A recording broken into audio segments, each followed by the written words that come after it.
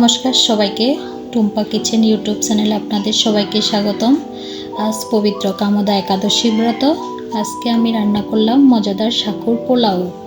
প্রথমে আমি সবজিগুলোকে এক এক করে কেটে নিলাম।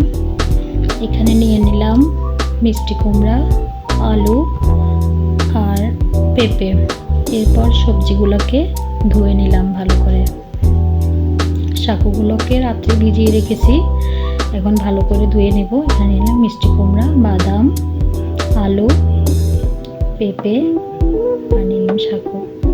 প্রথমে কড়াইতে তেল দিয়ে দিলাম, এরপর দিয়ে দিলাম জিরা ফোড়ন, এরপর আলুগুলো দিয়ে দিলাম, তারপর দিয়ে দিলাম লবণ, এরপর হলুদের গুঁড়ো,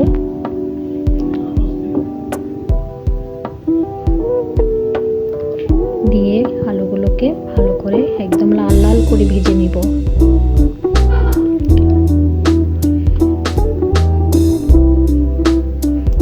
এবার আলুগুলোকে একটু নেড়ে দিলাম।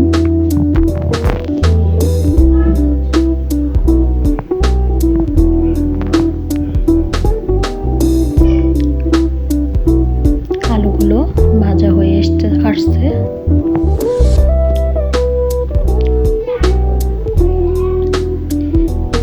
এবার দিয়ে দিলাম কিছু আদা কুচি,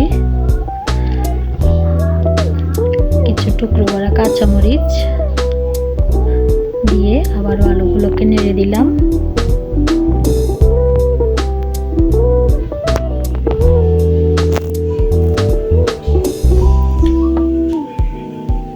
এখানে অন্য একটা কড়াইতে কিছু বাদাম ভেজে নিলাম।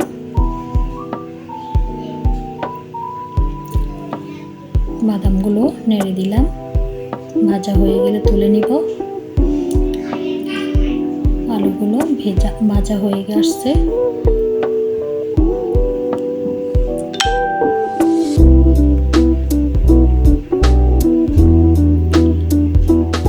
এবার আলুগুলো তুলে নিব একটি বাটিতে।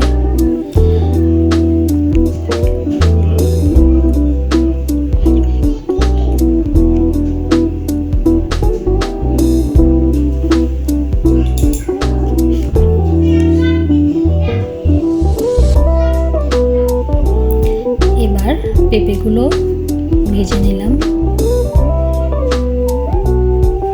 পেঁপেগুলো দিয়ে একটু নেড়ে দিলাম।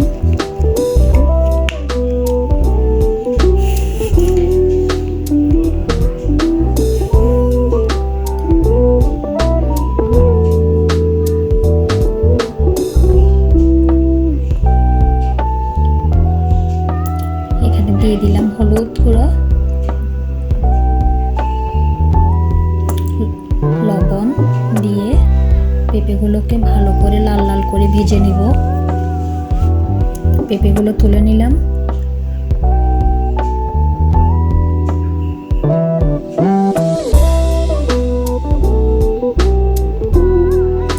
এবার ভেজে নিব মিষ্টি কুমড়াগুলো।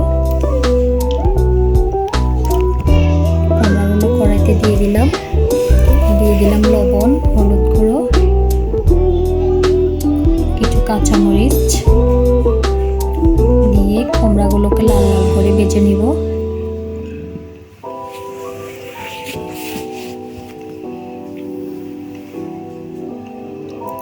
এবার কড়াইতে ঘি দিয়ে এখানে দিয়ে দিব তেজপাতা, এলাচ আর কিছু দারচিনি দিয়ে সাগুগুলোকে দিয়ে দিব। সাগুগুলো নেড়ার পরে এখানে দিয়ে দিলাম কিছু ধনিয়ার গুঁড়া, সবজিগুলো দিয়ে দিলাম।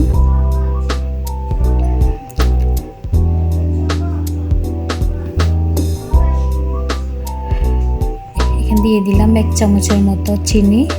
এবার বাদামগুলো দিয়ে দিব।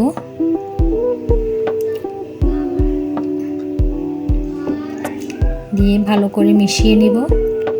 দিয়ে দিলাম কুচি করে রাখা ধনিয়া পাতা, দিয়ে সবগুলোকে একসাথে ভালো করে মিশিয়ে নিব। দেখুন হয়ে গেল মজাদার ঝরঝরে সাকুর পোলাও। একাদশীর দিনে এই ঝাল ঝাল সাকুর পোলাওটা খেতে অনেক ভালো লাগে।